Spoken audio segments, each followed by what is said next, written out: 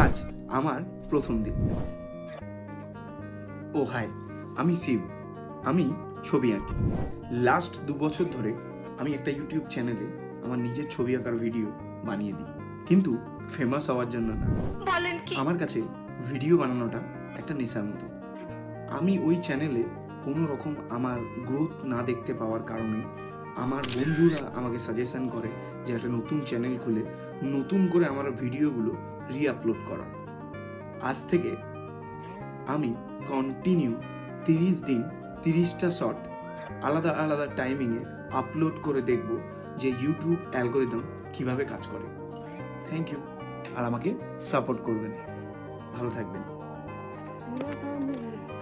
शादी की तरफ दो इधर पूरा भी पूरा गंगा को खत्म कर दी।